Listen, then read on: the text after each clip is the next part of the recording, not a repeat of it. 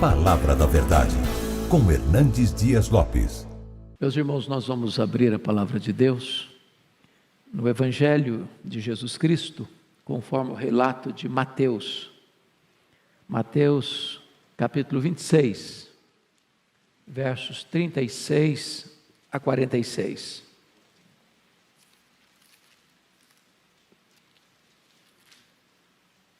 Mateus 26, 36 a 46. Jesus no Getsêmani.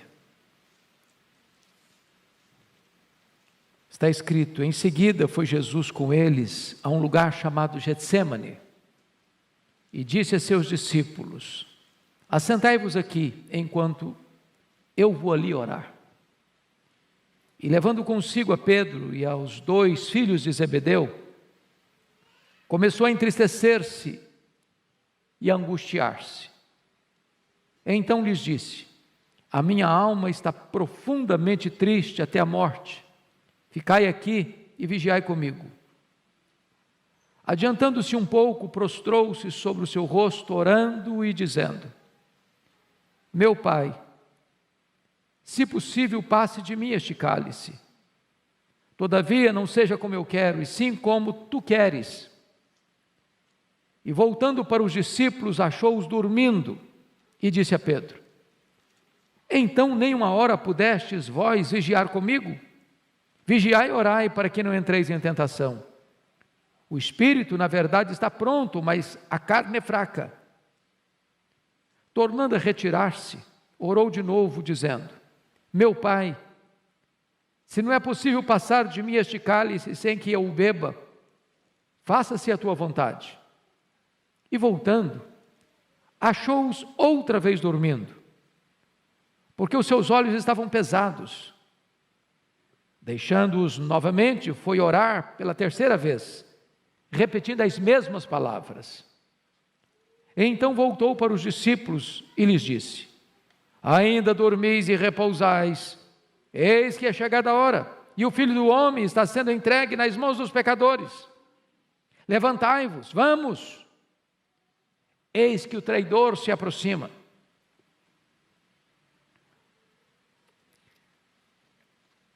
Meus amados irmãos,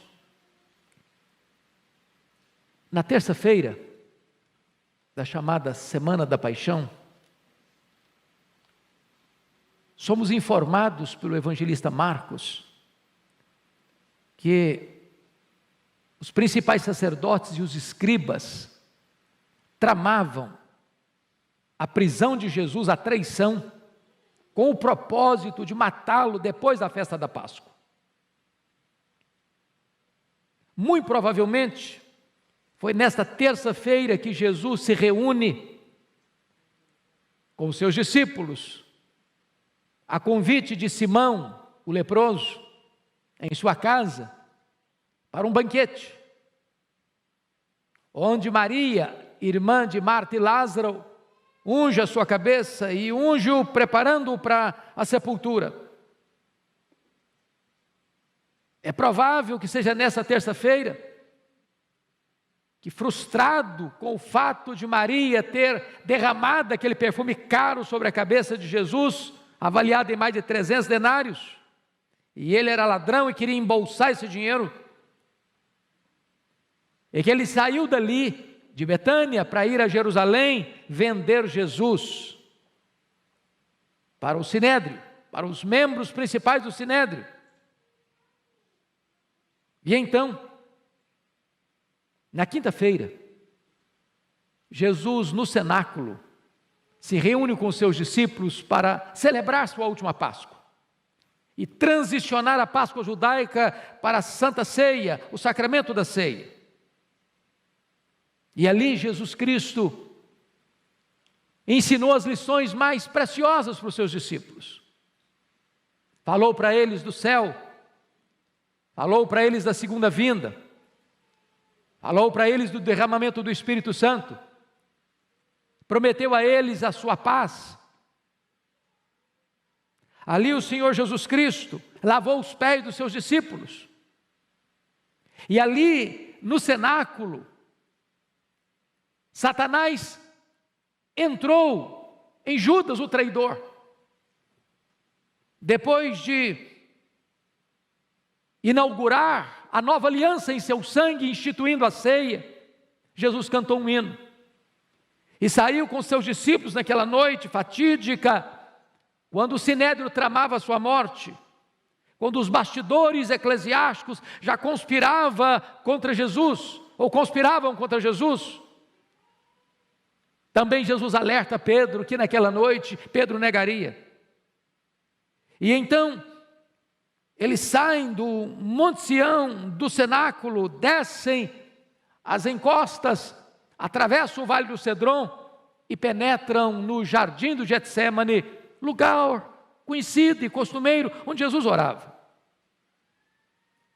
Aquele local tinha ali oliveiras, ali também tinha prensa de azeite, as azeitonas eram esmagadas.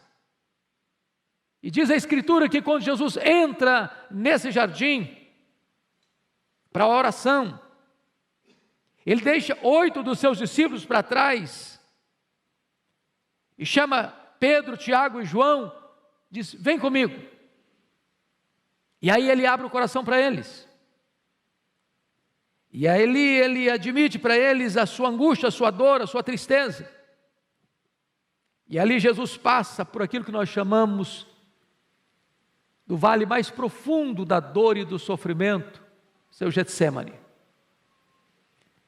À guisa ainda de introdução, eu quero dizer a você que, embora usemos esse texto para retratar o vale da nossa dor, o Getsêmani foi único na vida de Jesus. Nenhum ser humano jamais terá condições sequer de entender plenamente o que Jesus enfrentou no Getsêmani. Nenhum ser humano jamais vai enfrentar a dor e o sofrimento que Jesus suportou no Getsêmani. Por mais atroz que seja a dor, por mais amarga que seja a angústia, por mais dolorosa e prolongada que seja a experiência de sofrimento que você venha a passar, jamais você e eu saberemos o que foi o sofrimento de Jesus. Porque ali não foi apenas um sofrimento físico. Ele estava sendo preparado ali certamente para enfrentar a cruz. Ele sabia dos pregos que haveriam de rasgar as suas mãos, que haveriam de cravar os seus pés. Ele sabia também o sofrimento emocional de ser cuspido pelos homens. Ele sendo o Criador, o Rei da Glória, o Deus bendito eternamente.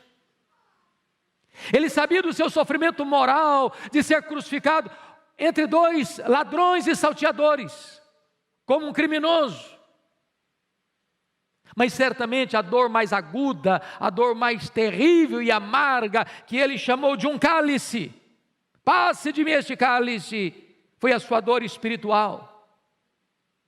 Foi entender que aquele cálice se tratava da terrível e profunda e justa ira de Deus, que devia cair sobre a sua, a minha, a nossa cabeça, e que Jesus toma gota a gota, sorvendo todo aquele cálice da ira de Deus, que devia cair sobre nós.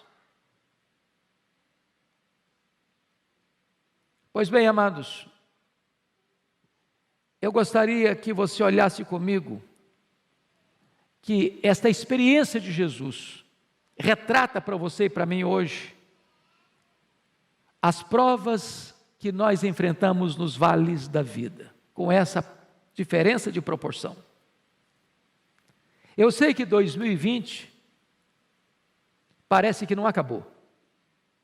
Nós só mudamos o calendário, mas a luta continua, da mesma natureza, com as mesmas preocupações, talvez com reverberações ainda mais densas e pesadas. Eu não sei a história de cada um, mas quando você caminha no meio de uma multidão e às vezes olha aquela multidão passando, indo, vindo, passando, indo e desaparecendo das suas vistas, cada pessoa esconde uma história de dor. Seja um jovem, seja um homem maduro, uma mulher madura, seja uma pessoa de cabelos brancos, ou já com a sua face sulcada de rugas. Há uma dor que lateja, que pulsa. Eu não sei quais são as provas, eu não sei quais são suas dores, eu não sei quais são os seus dramas, eu não sei quais são as suas lutas, eu não sei quais são os seus vales, eu não sei qual é o seu Getsêmani. Mas eu queria hoje, à luz desse texto, olhar com você que tipo de provas nós enfrentamos nesse vale. Primeiramente, olha comigo o verso 38. Enfrentamos a tristeza e a angústia. Chama a sua atenção para o fato de que Jesus, ao entrar no Getsêmani, primeiro admite a sua angústia para si mesmo, no verso 37. E levando consigo a Pedro e aos 2 filhos de Zebedeu, começou a entristecer-se e angustiar-se. É aquela coisa pessoal, particular, do seu quarto fechado, que você não conta para ninguém. É aquele drama que você está vivendo, e só você e Deus sabem. Jesus começa a se angustiar. Ele não abriu o coração ainda. Ele está curtindo essa dor com ele mesmo. Mas em segundo lugar, olha comigo o verso 38. Ele admite a sua dor para os seus discípulos. Então lhes disse: a minha alma está profundamente triste até a morte. Ficai aqui e vigiai comigo. Agora ele conta essa dor não para a multidão, não para os 11 discípulos, porque Judas não está mais. Ele conta esta dor, essa angústia para os 3 mais próximos, Pedro, Tiago e João. Há determinados sofrimentos na nossa vida, irmãos, tão profundos, tão agônicos, tão amargos, que você não tem coragem de contar para os seus colegas. Você só conta para a gente da sua intimidade. Mas notem comigo, no verso 39, Jesus mostra agora esta angústia para o Pai.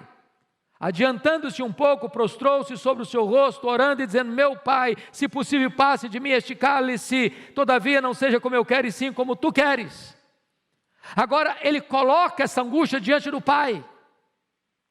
Ele enfrenta com ele mesmo, conta para os seus discípulos mais próximos, e agora conta para o Pai. Meus amados irmãos, Jesus passou tristezas no seu ministério. Ele ficou triste e chorou com a morte de Lázaro. Ele se entristeceu e chorou quando ele entrou em Jerusalém. Mas agora Jesus está revelando a sua humanidade e evidenciando a sua tristeza no seu Getsêmani. Ele começa a se entristecer. Ele confessa a sua tristeza. Ele chama e clama: se possível passe de mim esse cálice. Ele ora 3 vezes para que isso aconteça.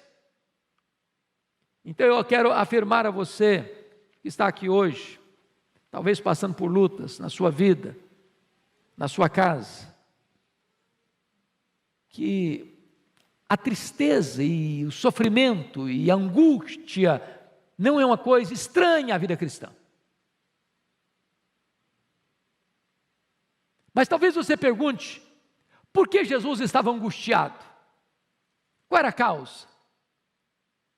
Será que era a consciência de que de fato Judas haveria de entregá-lo? Será que era o conhecimento que ele já tinha alertado que Pedro havia de negá-lo? Será que era a realidade que ele mesmo havia dito aos seus discípulos: nesta noite todos vós vos escandalizareis comigo, como está escrito, ferirei o pastor e as ovelhas ficaram dispersas e os seus discípulos o abandonariam? Será que era a consciência prévia de que ele seria preso, porque aquela era a hora das trevas, e o sinédrio, com a sua orquestração, haveria de botar a mão nele e contratar testemunhas falsas para acusá-lo, e cuspir nele e espancá-lo? Será que era a consciência que ele tinha de que ele seria condenado pelo governador romano e ser crucificado, com todas as implicações atrozes dessa execução? E certamente, amados irmãos, não obstante ter o aspecto temporal desse sofrimento, físico desse sofrimento, moral desse sofrimento, o sofrimento de Jesus é eminentemente espiritual. É a certeza de que ali na cruz, ele haveria de dar um grito de desespero: Deus meu, por que me desamparaste? Porque o pai desamparou seu próprio filho na cruz? Descuido? Desamor? Falta de solidariedade? Talvez esteja aqui, irmãos, o maior mistério do quanto Deus nos amou. Quando o apóstolo Paulo, entendendo isso, vai escrever: aquele que não poupou a seu próprio filho, antes por todos nós o entregou. Entregou a quê? A morte de cruz. Quando Jesus Cristo se coloca no seu lugar e oferece o seu peito para suportar a espada da lei. Quando a condenação que haveria de vir sobre a sua vida, ele recebe sobre ele mesmo, porque diz a Escritura que ele foi carregando sobre o seu corpo, no madeiro, os nossos pecados, e naquele momento ele foi feito pecado por nós. Não havia beleza nele. Ele foi feito maldição em nosso lugar. O sol escondeu o rosto dele, o pai escondeu o rosto dele, e ele tem completo entendimento do que significa isso: ser apartado do pai, ser separado do pai, e então o pai pune nele o pecado que deveria punir em mim, e então ele bebe este cálice amargo do juízo de Deus, que devia cair sobre a minha cabeça. É por isso que ele está angustiado.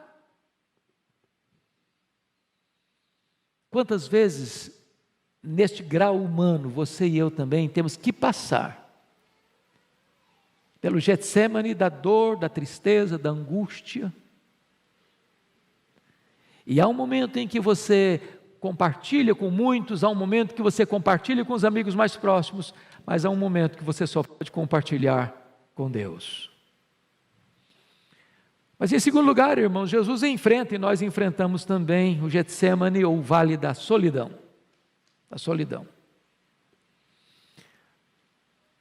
Diz a Escritura lá em João 6:66, que muita gente já havia abandonado Jesus por causa do seu discurso. Agora em Mateus 26:56, Jesus alerta que os seus próprios discípulos haveriam de abandoná-lo. Mas pior do que tudo isso, foi Jesus suportar o abandono do próprio Pai. Deus meu, por que me abandonaste? Muitas coisas Jesus disse às multidões que o acompanhavam. Outras coisas Jesus disse para os 70. Outras coisas Jesus disse para os 12. Outras coisas ele disse só para os 3 mais achegados. Mas na hora da sua luta mais profunda, quando ele suava sangue, ele estava literalmente sozinho. Você sabe disso. As dores mais fortes que saltam e saltejam e pulam e pulsam na nossa alma, são aquelas que nós as enfrentamos nas noites escuras da alma, sem falar para ninguém. Só Deus sabe, só Deus vê, só Deus sonda. É a solidão. Foi o que Paulo sentiu na masmorra mamertina, na antessala do martírio, quando ele diz: todos me abandonaram. E ele disse ainda: na minha primeira defesa ninguém foi a meu favor. É aquele momento da solidão, e Jesus passou, e nós vamos passar também. Passar também. Mas notem comigo, amados, uma terceira coisa. Jesus enfrentou o vale, a prova, o Getsêmani da ingratidão. Se você parar para imaginar que Jesus chama Judas Iscariotes como um apóstolo, se você imaginar que Jesus capacita este homem, treina este homem para pregar, e ele prega. Se você imaginar que dentre os 12 que Jesus chama, a única pessoa que recebe um cargo de confiança foi Judas Iscariotes. Se você parar para imaginar que até mesmo na hora em que Jesus sabe que Judas é um ladrão, que Judas é do diabo, que Judas vai traí-lo, que Judas já o vendeu para o sinédrio, ainda Jesus lava os seus pés. Se você imaginar que quando Judas capitaneia a turba que vem armada até os dentes para prender Jesus como se ele fosse um perigoso criminoso, e Judas entra para liderar a turba, para dar a senha para que Jesus seja preso, deposita na face santa de Jesus o beijo traidor, e Jesus o chama de amigo. Se você imaginar que Pedro, que garantiu a Jesus que ainda que todos o abandonassem, ele jamais, porque estava pronto a ir com ele para a prisão e para a morte, e Pedro vai negá-lo covardemente. Se você parar para imaginar que todos os outros disseram, não, nós estamos prontos a ir contigo também para a prisão e para a morte, e todos fugiram acovardados. O que Jesus está enfrentando aqui é o drama da ingratidão. Ingratidão. E sabe, amados, talvez das dores da alma, uma das mais profundas, é quando as pessoas em quem você investiu, viram as costas para você, ou apunhalam você pelas costas, nas horas mais cruciais da sua vida. É o que Jesus está enfrentando, e que talvez nós um dia enfrentaremos. Mas a questão básica que eu quero destacar não é nem as provas, mas é como vencer essas provas. Como Jesus venceu essas provas? Primeiramente, através da oração. E sabe, Jesus deixou isso claro para os seus discípulos. Jesus tinha consciência daquela hora. Os discípulos deviam ter consciência dessa hora, porque saber que nos bastidores a coisa estava densa, eles sabiam. E Jesus os alertou, vigiai e orai, para que não entreis em tentação.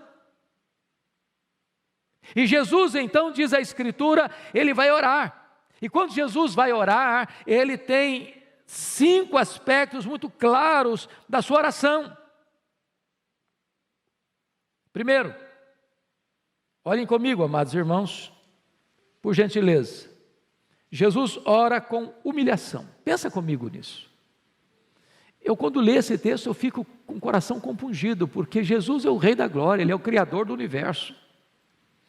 E diz a Bíblia que Ele se prostra, com o rosto no chão. E Hebreus 5,7 nos faz entender melhor. Ele ofereceu clamores ao que podia libertá-lo da morte, com forte clamor e lágrimas. Jesus não está só orando, não, Ele está chorando. Ele não está só orando e chorando, não, Ele está prostrado. Ele não está apenas orando, chorando e prostrado, não, Ele está com o rosto no chão. O Rei da Glória está orando de forma a prostrar-se com o rosto em terra. Mas em segundo lugar, irmãos, a oração de Jesus não foi só uma oração de humilhação, foi também de intensidade. Porque se você olha o relato de Lucas, Lucas disse que no segundo período de oração, foram 3, a agonia dele, aliás, na segunda período da oração, o anjo veio para consolá-lo, mas o anjo não veio para consolá-lo no sentido de livrá-lo da batalha, mas de fortalecê-lo para a batalha mais renhida ainda. Porque no terceiro período, ele já não chora só mais não, agora ele sua sangue, agora ele molha o chão não só com as suas lágrimas, mas também com o seu sangue, numa oração intensa. Mas em terceiro lugar, a oração de Jesus foi perseverante. Ele orou 1, ele orou 2, ele orou 3 vezes.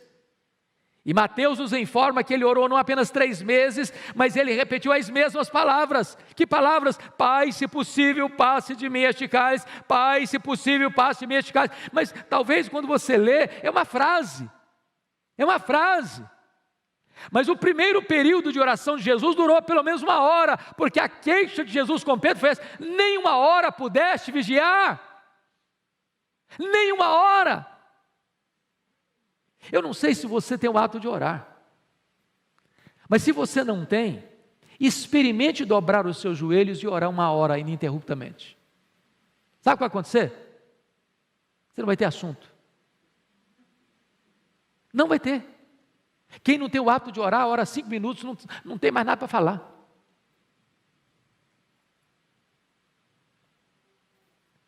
Essa frase de Jesus é apenas a síntese do que ele orou, mas foi um derramar da alma, com lágrimas e com sangue, horas a fio. Mas mais do que perseverança, irmãos, ele orou também com vigilância, porque ele alerta os discípulos a orar e vigiai, para que não entreis em tentação. O espírito está pronto, mas a carne é fraca. Por isso eles dormiram na batalha, por isso Pedro negou Jesus, por isso os discípulos fugiram, por isso Pedro reagiu na carne e cortou a orelha de Malco. E sabe, irmãos, nós não estamos preparados para enfrentar a tentação, nem a perseguição do mundo, a não ser que nós oremos.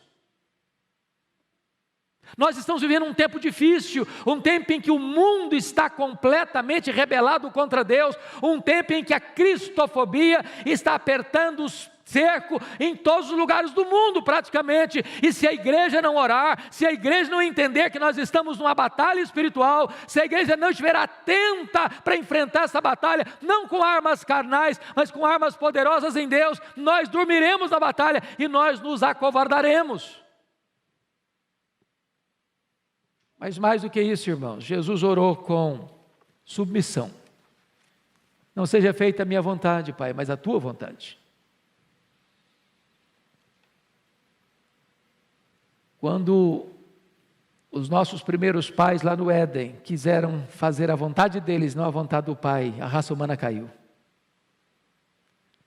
Mas quando Jesus disse, não seja a minha vontade, mas a tua vontade, e submeteu a vontade eterna do Pai, então os pecadores podem ser redimidos, e redimidos pelo sangue do Cordeiro.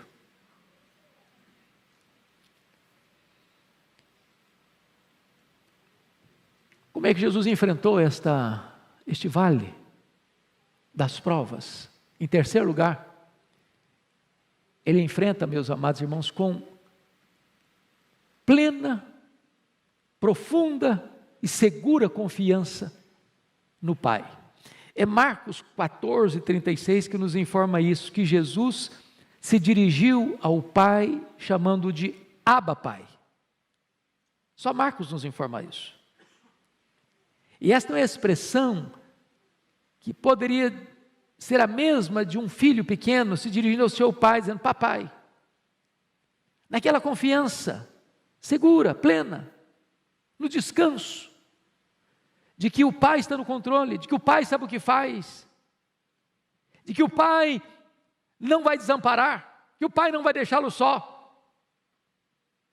Tem horas, irmãos queridos, que esta confiança em Deus é que nos dá a vitória nas provas da vida. É você saber que você pode estar fraco, você não tem força em você mesmo, mas você diz, Abba Pai, Paizinho, eu sei que Tu me conheces, eu sei que Tu me amas, eu sei que o Teu plano é perfeito, eu sei que Tu estás comigo, eu sei que Tu não vais me desamparar, eu sei que Tu vais me restaurar, eu sei que Tu vais me dar força, e então você diz, Abba Pai, confiança, segurança.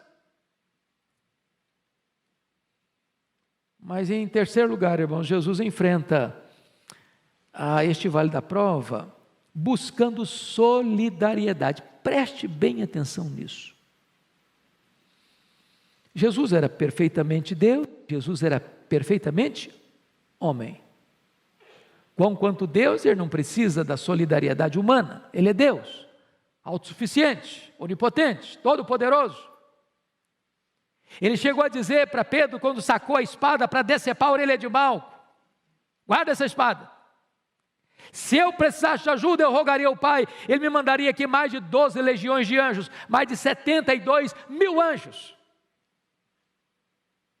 Mas conquanto o homem, expressando a sua completa natureza humana, ele pediu solidariedade, ficai comigo, vigiai comigo.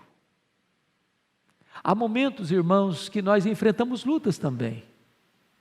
E nestas horas nós precisamos ter a coragem de fazer o que Jesus fez. Fica comigo. Vigia comigo. Eu preciso de você. Preciso da sua companhia. Preciso da sua presença. Foi o que Paulo fez com Timóteo. Ô Timóteo, procura vir ter comigo depressa. Eu preciso de um ombro amigo. Eu preciso de alguém do meu lado.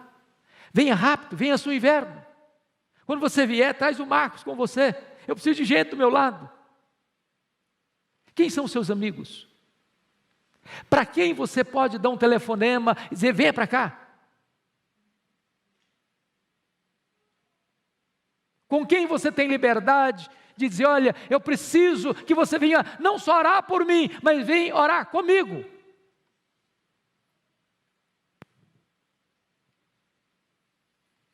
Pois bem, amados, mas Jesus enfrenta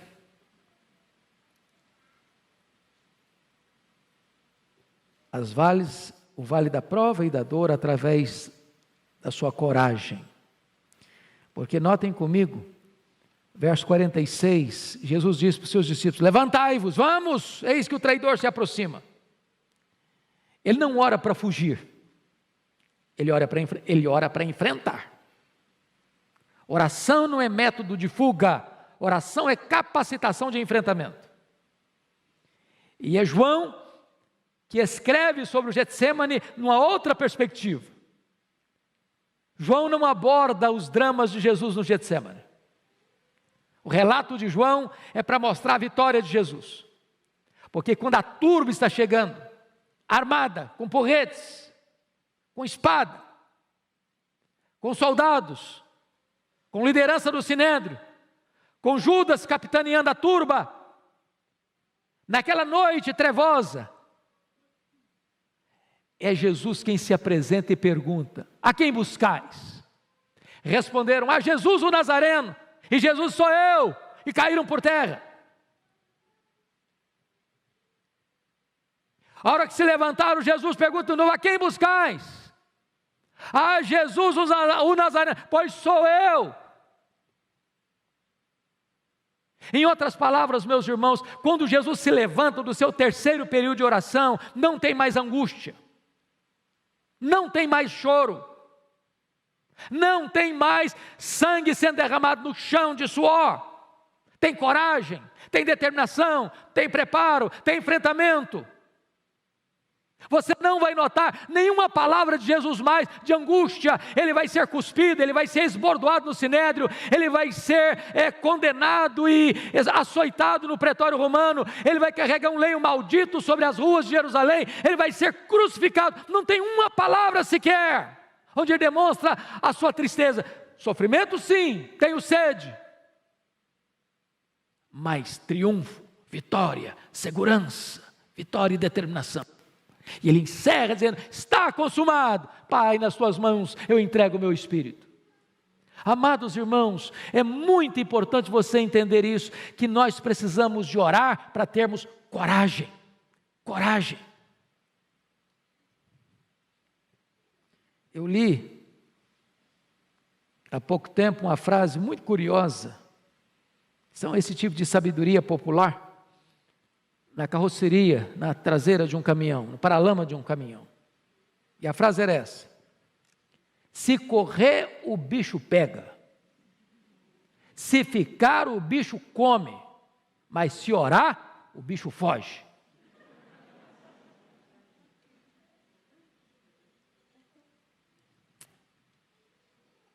É preciso de orar, queridos. Eu não estou falando de uma oraçãozinha assim, relâmpago, na hora da refeição, nem aquela oração assim de quem já está mais dormindo que acordado. Senhor, até logo, boa noite, eu estou dormindo. Estou falando de batalha na oração.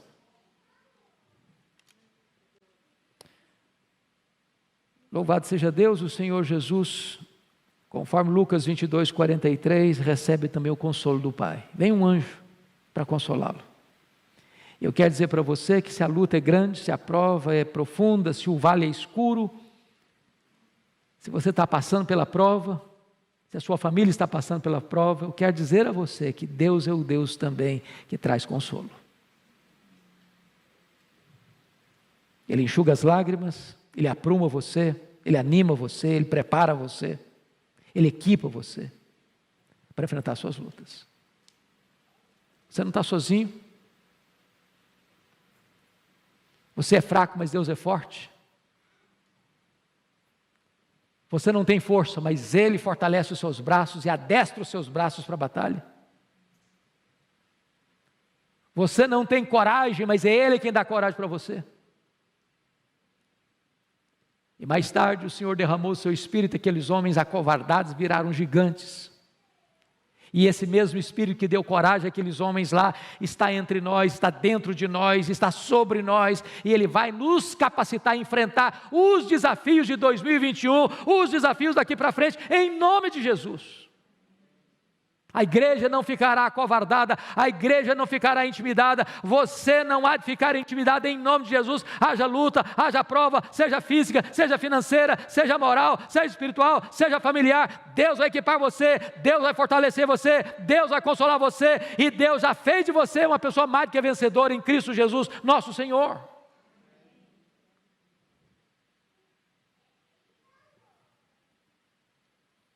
Eu quero concluir dizendo que Jesus entrou no Getsêmani profundamente triste, mas ele saiu do Getsêmani profundamente fortalecido, vitoriosamente fortalecido. Bastou uma palavra dele para os seus inimigos caírem por terra. E você, querido, como é que você tem enfrentado seus vales de provas? Como é que você tem enfrentado o seu Getsêmani? Hoje Deus quer nos fortalecer pela oração. Hoje Deus quer nos dar coragem. Hoje Deus quer nos dar a disposição e a humildade de dizer para alguém próximo de nós: olha, eu preciso que você fique comigo. Fica do meu lado, vigie comigo.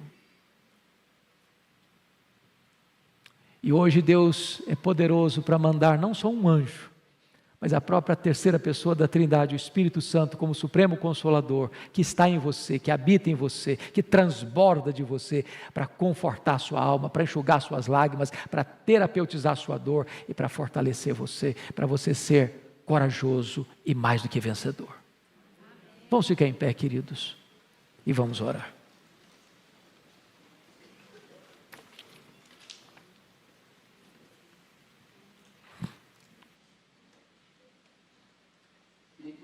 E por um instante os seus olhos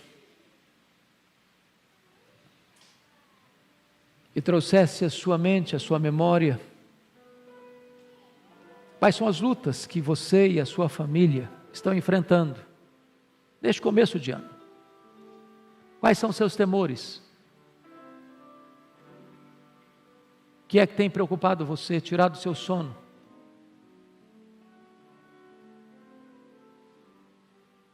Quais são as batalhas que você tem travado no campo da sua mente? O que é que ronda a sua alma? Nas suas noites indormidas, nas suas madrugadas insones?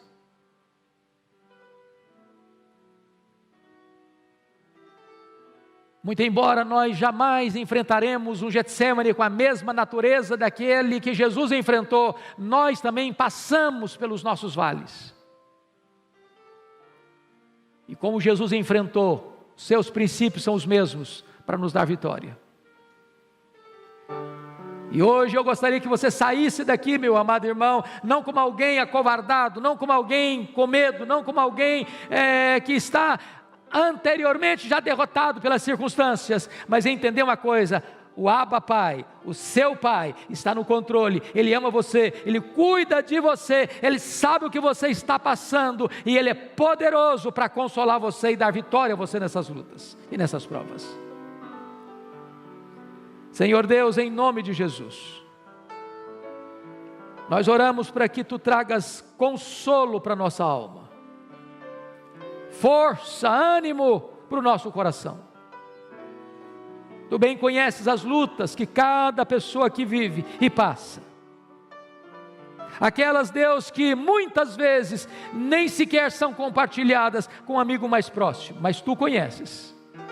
Em nome de Jesus, segura firme na nossa mão. Adestra as nossas mãos para a batalha, Senhor. fortalece a tua igreja, anima a tua igreja, ensina-nos, Deus, a orar, e orar, ensina-nos, Deus, a termos vitórias na oração, para que ao entrarmos nos nossos Getsemane, embora tristes e abatidos, saiamos dele, Senhor, encorajados e vitoriosos.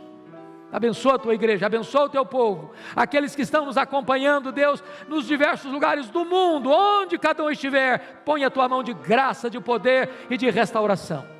É a nossa oração em nome de Jesus. Amém.